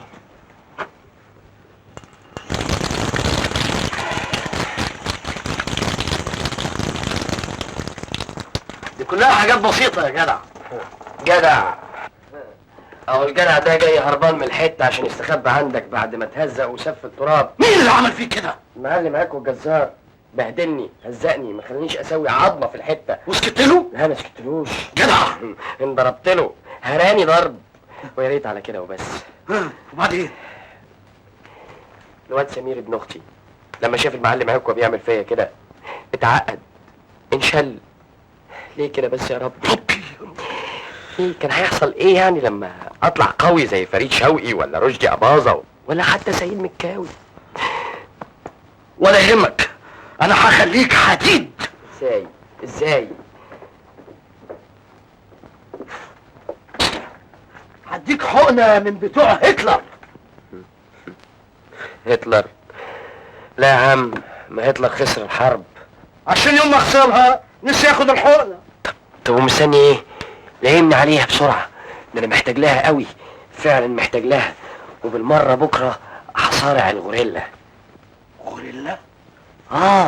بعدين الموضوع ده هفهمهولك، بس لهمني عليها الله يخليك. زيزو ما تسمعش كلام الراجل ده، انا بنعمله قربت بيك. لا ما تصدقوش، ده مياس يا فتان.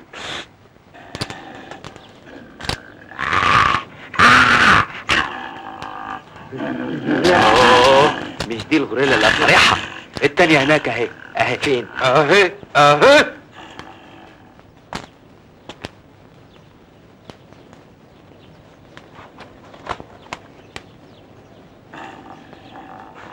سبور بتعفر، مش زي دي اللي مش لاقي حد يشكمها. اوعي يا تكنيلة. الله، دي غوريلا زي بتوع السيما. وانا تافه زيك عشان اخليك تصارع غوريلا بحقي وحقيقي؟ يلا نفذ الاتفاق. كويس. سمير قعد مع مامته في جزيرة الشاي. صاحبنا هيروح يمثل دور الغوريلا ويعمل الشويتين بتوعه. طيب ازاي يعني؟ يصرخ، يوقع الترابيزات، يعمل جو يعني. فاهم. اقوم انا جاي قدام سمير وعاكم الغوريلا وجو جو جو جو، روح واقعه ولطم وتروح جاي بالشكل ده الولد لما يلاقي ان خاله بقى بطل زي ما كان متصور هيخف على طول. سمير يخف وانت تتجنن. لا بسيطه قوي. يلا شد حيلك. انتوا هنا؟ ازيك يا سمير؟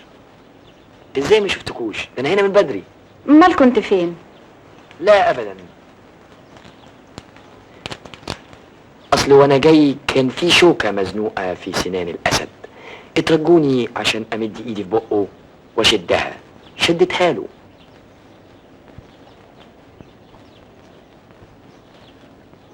مام انا عايزه اروح. طب بس استنى شوية يا سمير لما خالك يشرب حاجة. جرسون هات لي عصير اسد، بس اسمع يكون ساقع.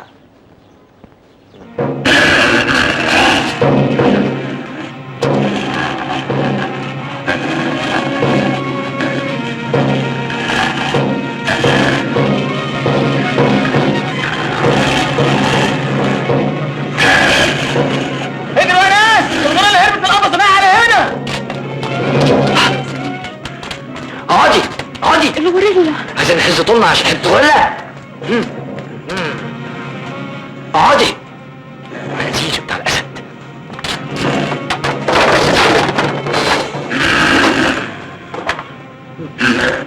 ما تخافش اقعدي واتفرجوا عليا.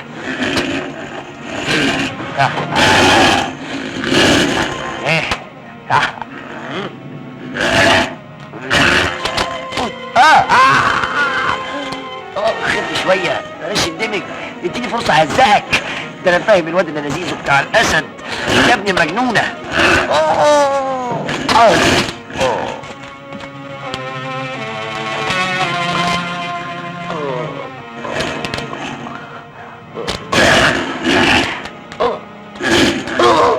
خف شوية بلاش الاندماج ده،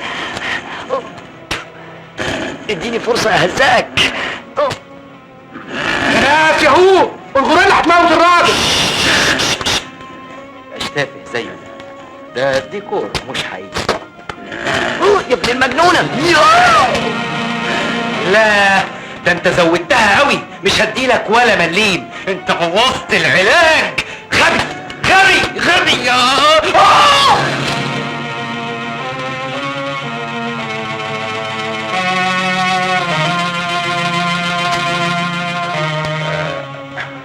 عايز اروح. ما تخافش اطمن هنوصل.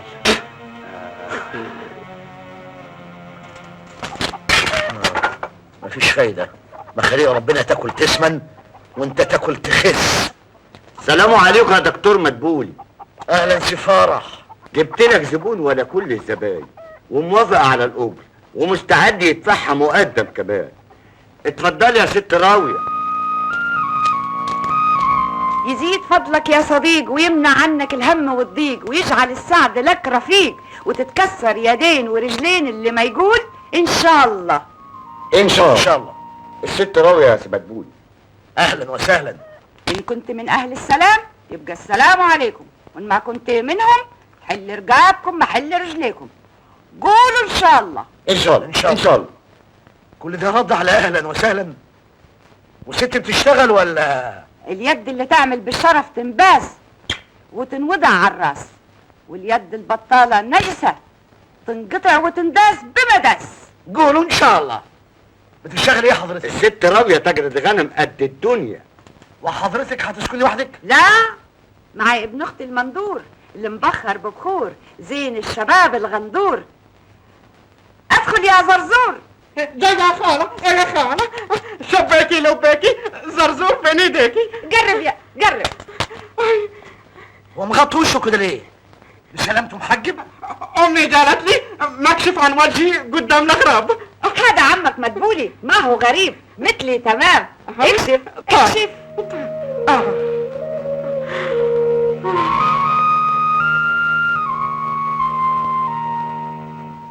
لا خليك مغطي احسن. حي حب على يد عمك مدبولي. اهلين عمش عم بلولي. هذا اسمك؟ اتحشم يا زرزور اتحشم. قيمة يا اخي. حب على يدك. مش كان الواحد اجرها مفروشه احسن؟ اهلين عم بلولي. تشرفنا. اتفضلي ارتاحي على بال ما افضل اوضه من عفش زيزو ابن اخويا. امال عفش حضرتك فين؟ تقصد الغراض؟ موجودة معي. هيا يا زرزور احضر الغراض. حاضر يا خالة مبلولي. عن اذنكم بقى، سلام عليكم. مع السلامه يا سي فرح. يا ويلي ايش هالصوص الممصوص؟ ده اللي يا ست هانم. دي ذكرى طيبه من المرحومه عمتي. بعتبره واحد من العيله. ايش بيه؟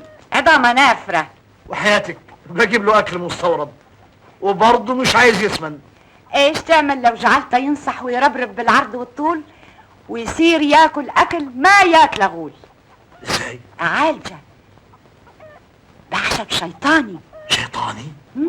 وصل من قرص الشمس للارض يجعله يتخن بالطول وبالعرض.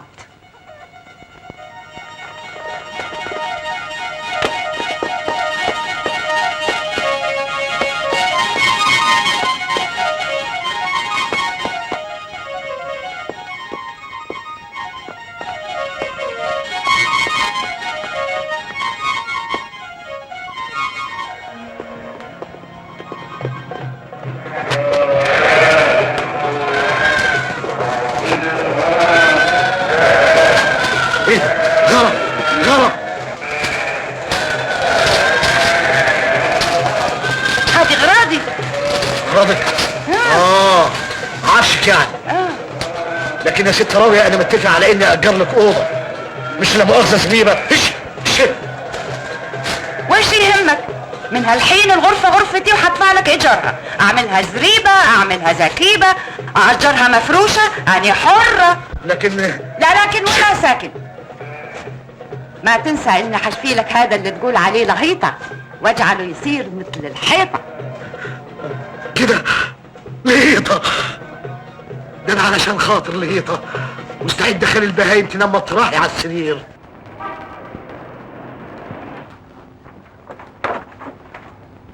مفيش في الجورنال لا حس ولا خبر عن الاصلاح الوظيفي.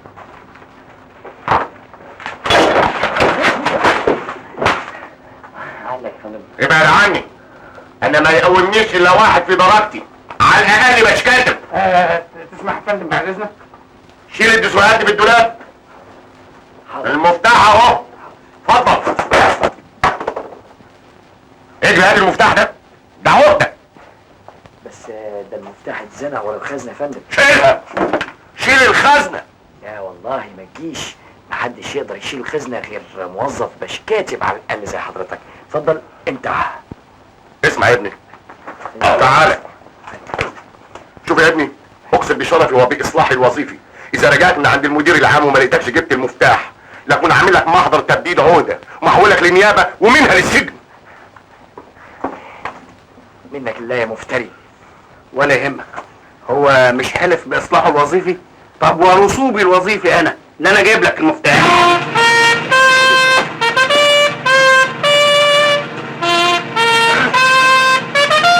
يا سيال الحمول يا سيال.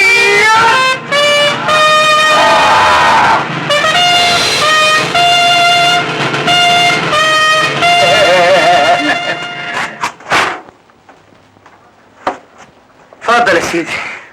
قول لي يا دي فرج، انت ايه اللي نافخ في صورتك بالشكل ده؟ ده انت زمان كنت زي مسلوع، اي زقه كنت ترمي على الارض. المساج يجري الدم في عروقك وينفخ عضلاتك. يا سلام، المساج بيعمل كده؟ اه طبعا. طيب هات حبه، هات حبه ايه يا ابني ولب؟ اديني عنوانك وانا ابعت لك الست اللي بتدلكني. ست تيجي عندي البيت وتدلكني؟ لا لا لا لا لا، يفتح الله. دي ست محترمه، ايديها زي ما يكون فيهم كهرباء. طب اسمع، ابعتها لي بيت عمي، اصل انا سبت بيت اختي من ساعه ما هيكو الجزار بهدلني. جايز الكهرباء اللي في ايديها ترفع الفولت عندي وتخليني اخد بطاري من هيكو الزفت الراجل العجالي ده، وكل يهون عشان خاطر سمير ابن اختي. خلاص هبعتها لك عند عمك. لشلكليطة لشلكليطة، وينك يا شلكليطة؟ اظهري اظهري. يحصلها والجيته والجيته يحصلها والجيته والجيته. بتلاقي ليه؟ بتلاقي ليه؟ اكل شلكليطة يا اخي كلك وامور زلط، ده سم فلان يا ولا. ولا سم فران؟ ايوه. انا ما باجي الحضر الا للشلكليطة. ليش ما عندك الشلكليطة عم مبلولي؟ انا رايي مالي انطوانيت، تعرفها؟ عباني شلكليطة؟ لا بتبيع فجل، تعرفها؟ ما بعرفها. احسن قالت ملوش ايه شكله، هاتوا بسكوت وقرقشوه.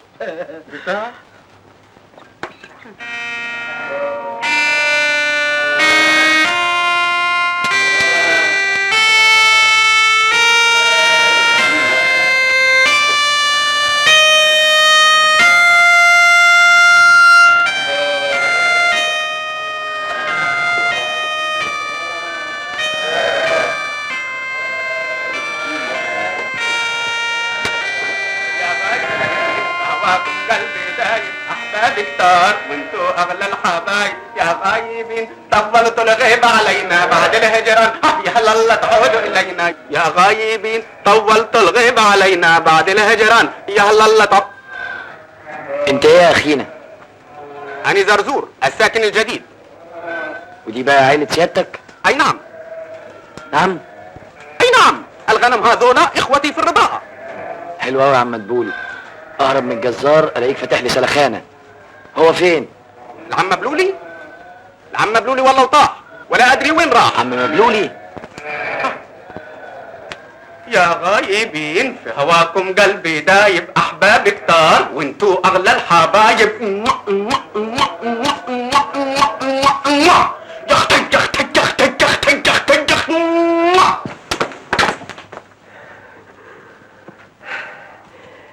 اهلا وسهلا يا فندم. رعبت ليه هيكل مكسي لحم؟ لكن لحمش يا حسرة، ده انت عظم على عظم. هو حضرتك اللي بعتك الاستاذ فرج؟ فرح، ربي يجعل الافراح عمرة بديارك. الاسطى فرج. فرح يعني هتيجي من نقطة؟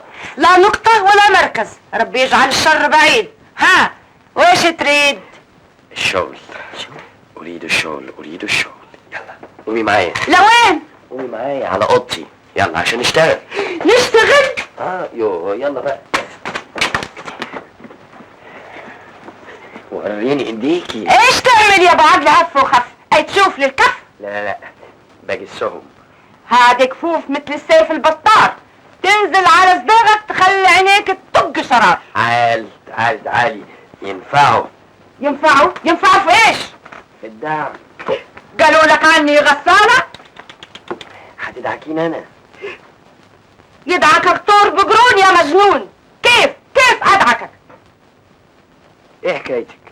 انت مش فاهمه شغلتك ولا ايه؟ شغلتي عارفاها، وعن جدودي وارثاها، وياما اتربت على يدي اغنام فيها اللي يشبهك بالتمام. يا ستي اغنام اغنام، المهم هتسمنيني وتبطخيني وتكلبظيني.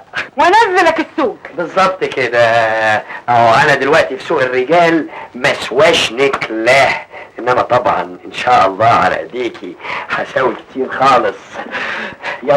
يلا بينا. يا نوم النوم على فين هالشوف، ايش تسوي؟ اديني قلعت اهو. تحبي تشيل الخيمه اللي عليكي عشان تشتغلي براحتك؟ احفظ كلامك وغطى قدامك قبل ما دمي يفور ومطلوم الا روحك. ايه الحركات دي بقى؟ الله، اشمعنى انا؟ اكمني ضعيف؟ ما كل الزباين بيعملوا معاكي كده. زبايني مهذبين ما يفعلوا هالفعل المهين. ايش فاكرني؟ ايش كشك؟ يا ست انت هكون فاكرك ايه؟ داية واحدة جاية تشوف شغلها معايا وتاخد قرشين. يلا.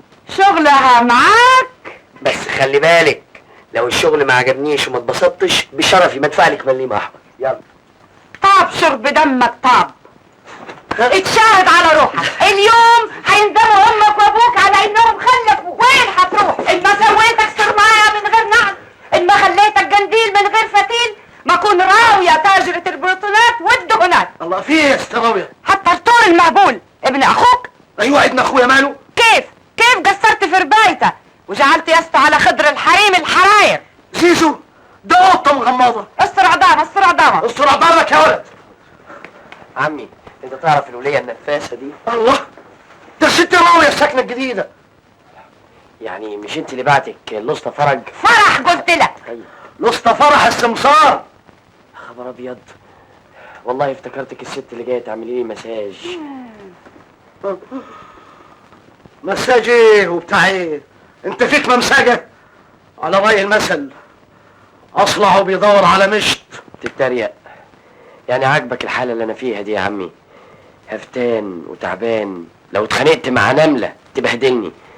توا فهمت قصدك. مسكين ياش اسمك؟ زيزو يا ست، اسمي زيزو. ما يكسي عظمك باللحم والشحم غير المشوي. زرزور، ايش التريدي يا خالة؟ ايش التريدي؟ اشوي غنمايه ياسمينة وهاتها لزيزو. زيزو؟ هذا اسمك؟ اسمي اجمل من اسمك. انا زر وانت زي. هيا ور ايش هذا الدار؟ مبلولي وزي. هيا ور. ما تتعبيش روحك، انا عارف نفسي كويس، مفيش فايدة مني حتى لو شويتيلي فيه البزلومة. اسمع كلامها، دي ست خبيرة في البهايم. شايف عملت ايه في الهيطة؟ من اول شوية علف خلته زي الموظف اللي بيقبض من غير شغل. لا يا عم، لا انا محتاج علف منها ولا حقن منك. انا هروح النادي العب رياضة؟ وفي احسن من لحم المشوي والطعمية؟ لهيطة.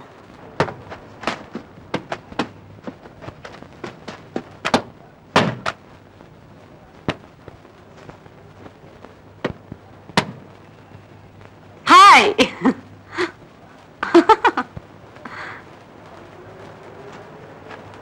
صباح الخير.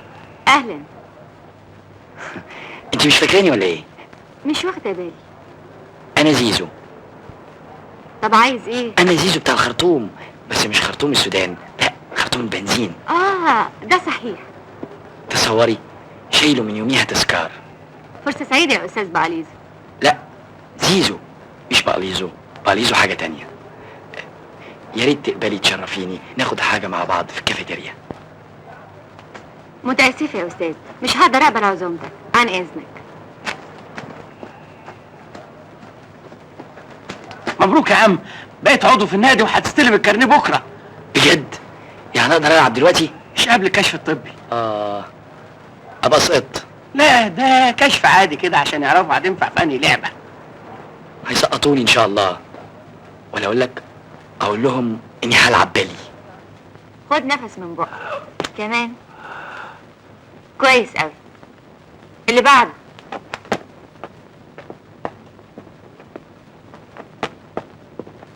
اتفضل.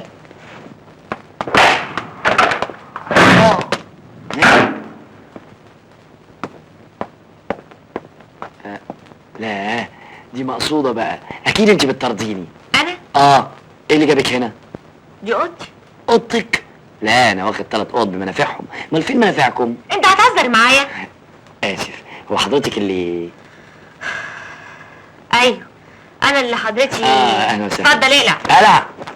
أوه سيبي، لازمتها إيه اللي القيمة دي بقى؟ امال هكشف عليك ازاي؟ أنا أقول لك اللي فيها، أنا كده على بعضي نص هدوم والباقي شرد، أنا شردة. بس لازم احدد لياقتك البدنيه عشان اعرف اي لعبه تناسبك، خصوصا ضربات القلب.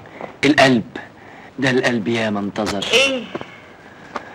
انتظر انك تكشفي عليه لانه تعبان قوي، غلبان قوي، كحيان قوي، لكن عنده امل ان علاجه هيكون على ايديكي. طيب نام بقى. الله، تتهزر معايا؟ بطل هزار بقى.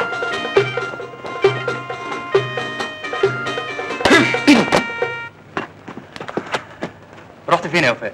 كنت في العياده يا دوبك خلصت وجيت. مين التحفه اللي كان معاك من شويه؟ ده زيزو عيده جديد في النادي وعمل نفسه بطل في كل حاجه، لكن الحقيقه بقى انه غلبان قوي، ما عندوش فكره عن اي شيء. على فكره هو شكله اهبل شويه. خدي بالك مني في التايم ده، هوريك كام لعبه يعجبوكي قوي. اوكي يلا يا شباب، يلا يا ولاد. مين التحفه اللي كان معاكي ده؟ حد ما يعرفش الكابتن وحيد بطل الفوتبول في النادي؟ ما خدش بالي، باين عليه اهبل.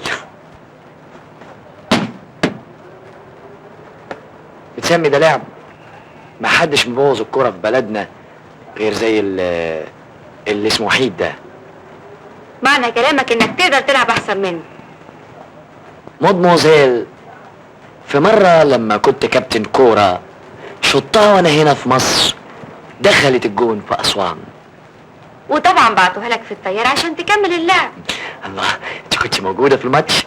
حكولي على كل ده. على العموم دي فرصه كويسه قوي عشان نتفرج على عبقريتك الكرويه. طبعا يا ستي، الفرص جاية كتير. ومستني ايه؟ ما ده احنا فيها. وحيد لا بس ايه؟ اصلي مش مستعد ومش حالي حلقة الكورة يا سلام. عايزه حاجه يا وفاء؟ ممكن تدي الكابتن زيزو فرصه يلعب معاك في التقسيمه دي؟ ده؟ ايوه ده، ماله ده؟ على العموم اذا كانش عاجبك بلاش، انت الخسران. استنى، رايح فين؟ وحياتي يا كابتن وحيد. امرك.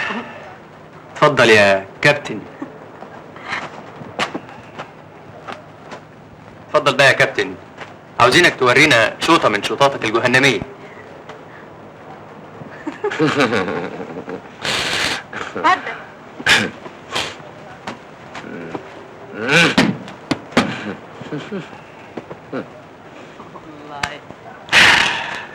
اوعى وسع ارجع ورا.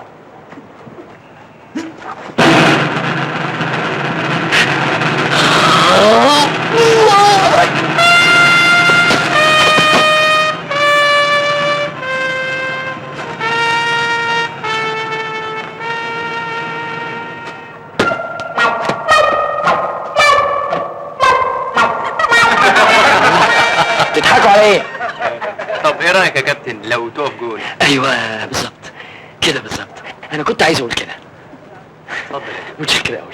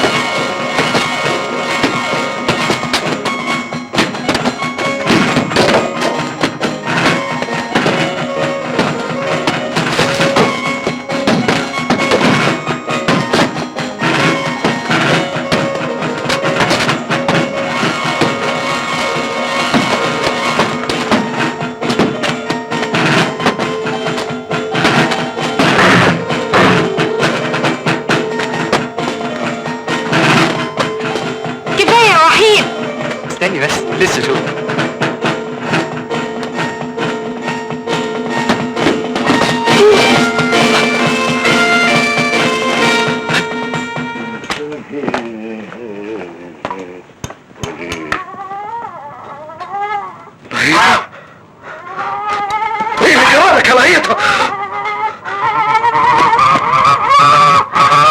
ايش هذا؟ لابد وان نديك اكل من العلف زياده شوي.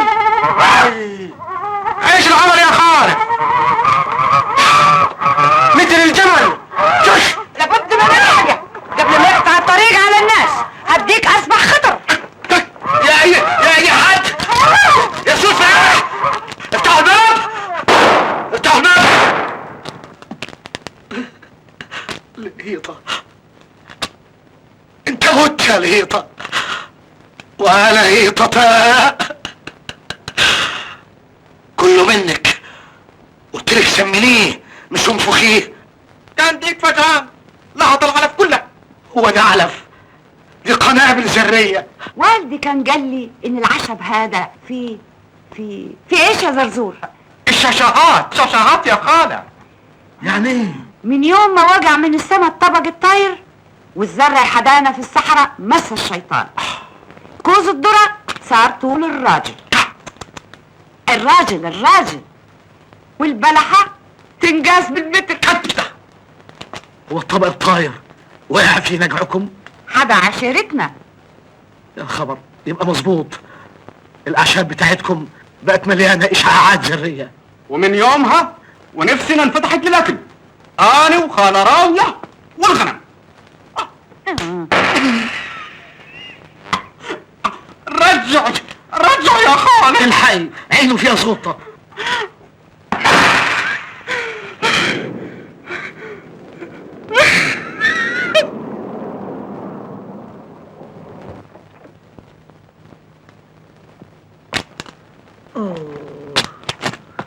حاسب. ما تزعل عم مبلولي، مات بكره بتخلف غيرها. يا اخي تنيل. ولا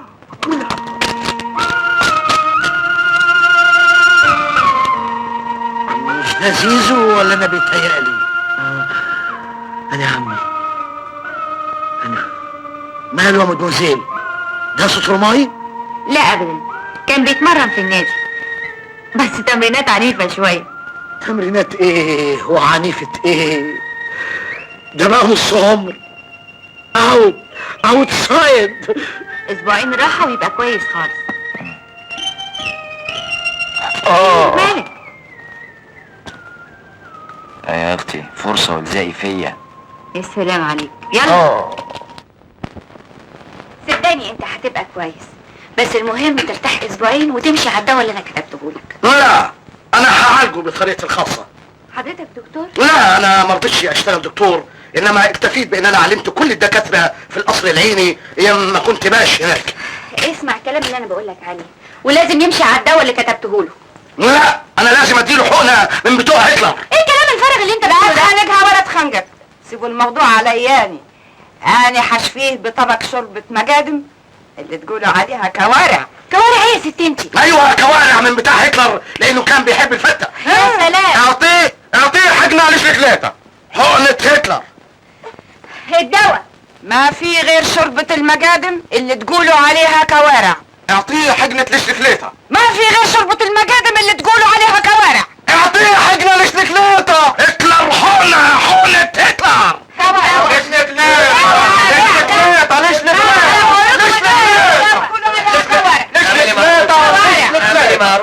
اعملي معروف ما تسيبنيش، اصلا هيفطسوني.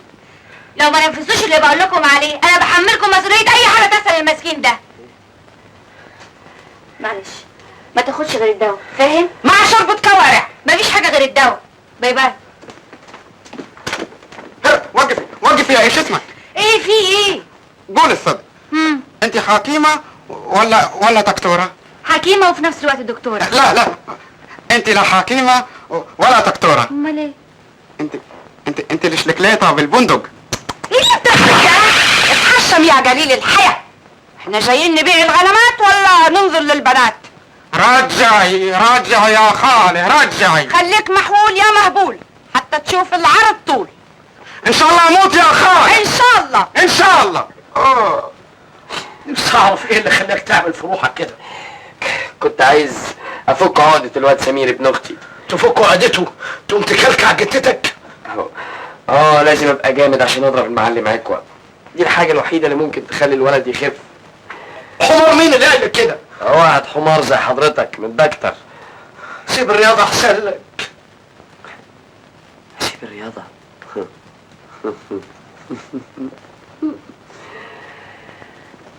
انا خلاص دبت في الرياضة، اتعلقت في عيون الرياضة، شعر الرياضة، قوام الرياضة.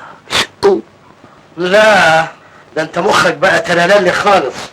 اسمع، انا هدي لك حقنه تخليك وحش زي المرحوم الهيطه. مرحوم الهيطة؟ هو الهيطة مات؟ ايوه، بس بعد ما بقى زي السبع. لا يا عم، فار عايش ولا اسد ميت. لا لا، ابعد عني اعمل معروف، انا عايز اعيش. هتعيش وتصير مثل الديك لهيطة منفوش الريش. اكرع، ها هي شربة المجادم اللي تقولوا عليها كوارع.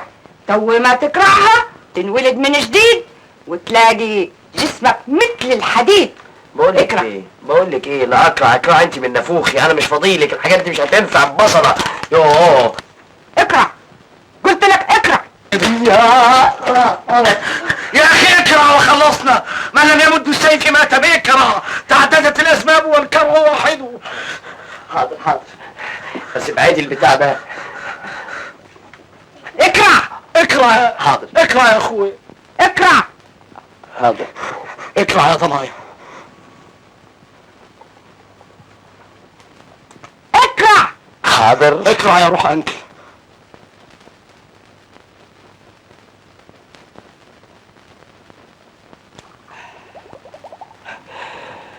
شفت النتيجة؟ يسلم ايديكي.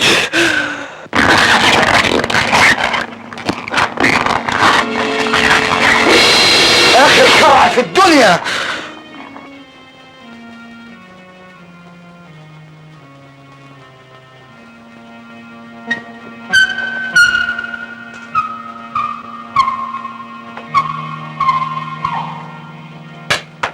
مت يا شيطان، مت يا كلب.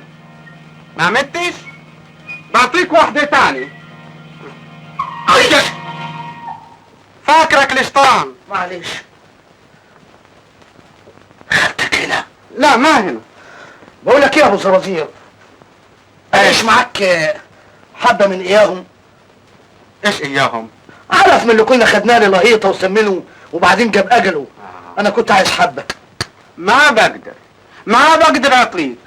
خالتي راوية تدقني تخلي عيني تشرق وتغرب. يا خساره، انا كنت عايز حبه وكنت هدي لك دول. وي ليش لك ليطة؟ ليش لك ليطة؟ عم بلولي. معلش بقى، ما فيش اسم. لا في نصيب عم مبلولي، في نصيب. طب هات شويه وانا اديك دول. بعطيك. انا الاول. اعطيني. انا الاول. انطيني اعطيك عم مبلولي. ما يغلى عليك شيء عم مبلولي. خذ العلف. خذ يا عم مبلولي. خذ عم مبلولي. خذ يا عم مبلولي.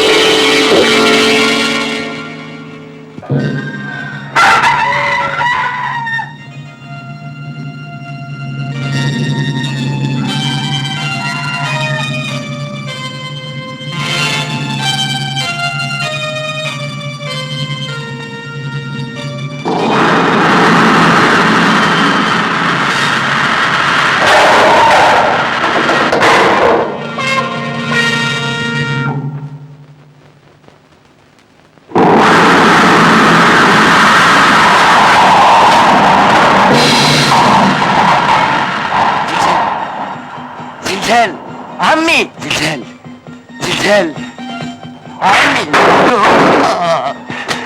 ايه الصيطه اللي انت عاملها على الصبح دي؟ زلزال يا عمي، زلزال جامد قوي. هو فين؟ دخل على الباب. ما هو قديم. ولما انت عارف انه قديم ليه ما بتخليش عندك ذمه وتجيب نجار يصلحه؟ ها؟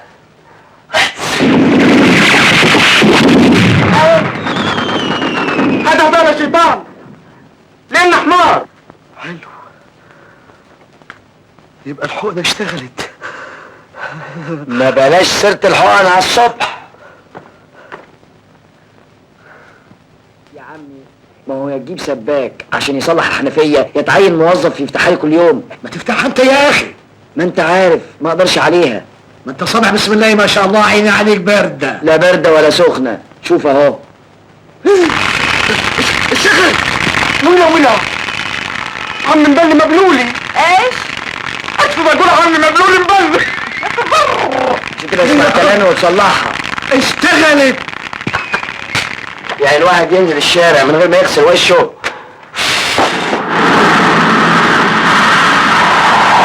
ايه الطيار الجامد ده؟ جاي منين؟ ده من شباك اوضه النوم. حافله اهو.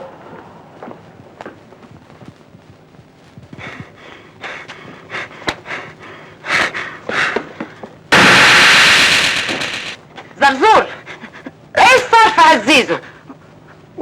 وانا ايش يدريني يا خالة؟ قلبي يقول لي انك تدري وما ترضى تقول لي. ان شاء الله اموت يا خالة. ان شاء الله. ها؟ راح فين يا زيزو؟ خارج. البيت ده بقى بيت خرع خالص. يوه، ده البيت ده بقى اهيف مني. خارج خالص. امسك كويس. عمي يبقى خد البيت ده وديه النادي يتقوى شويه. زرزور، لساك ما تدري ايش صار لزيزو؟ تحولي عيني لو اعلم شيء.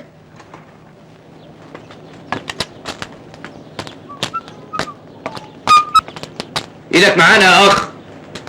ايدك معايا انت وزقني لحد محطه الاتوبيس. يا سيدي معلش، ايد على ايد تساعد. على رايك يوضع سره في اضعف خلقه. يلا.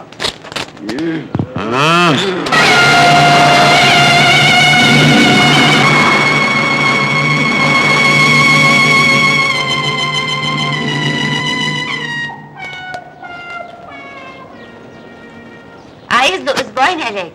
احسن عشان يبطل لماضه. زيزو، انت هنا بتعمل ايه؟ ازاي تقوم من السرير؟ عايزين انام واسيب التمرين. روح يا شاطر اتمرن مع العيال في الحاره على الكره الشراب. باردون، ايه رايك بقى اني هلعب في النادي هنا وفي الفريق الاول كمان؟ ومين بقى اللي هيخليني اقبلك ضمن الفريق؟ انا.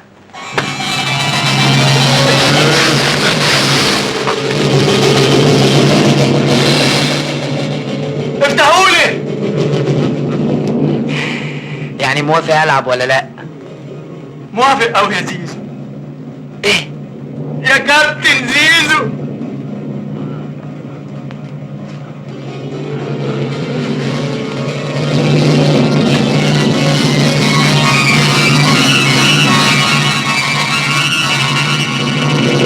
يا حضرات، كابتن زيزو هيلعب معاكم، ولا كلمه ولا نفس.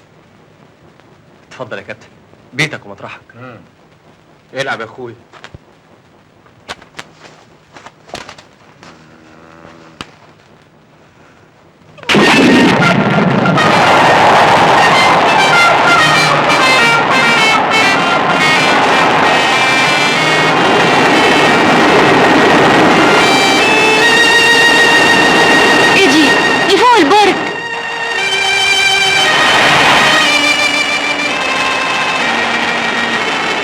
زيزو، انا زيزو.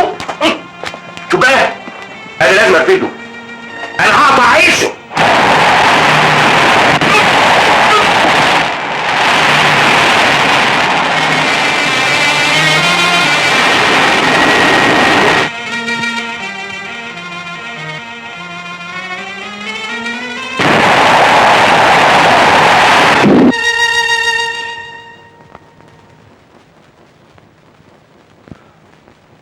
انا مش مصدق عينيا. مين الجدع ده؟ مين ده؟ اسمه ايه؟ ده لعيب جديد اسمه زيزو. يجي لي المكتب حالا. انا سعيد بمعرفتك يا كابتن زيزو. اتفضل اتكلم. انا عاوز اترجاك توافق على المرتب المتواضع اللي هدفعه لك. كام؟ 150 جنيه في السنة؟ لا، في الشهر، في الشهر يا كابتن. افكر.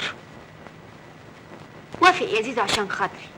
عشان خاطرك موافق، ومن غير فلوس كمان. مبروك يا زيزو. الله يبارك فيكي. مبروك. ميرسي. الف مبروك. الله يبارك فيك.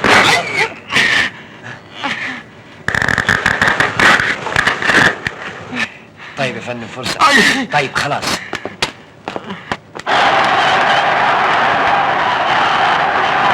سيداتي انساتي سادتي، من الملعب الكبير بالقاهرة ننقل لكم الدور قبل النهائي في كأس مصر بين الفريق الأصفر والفريق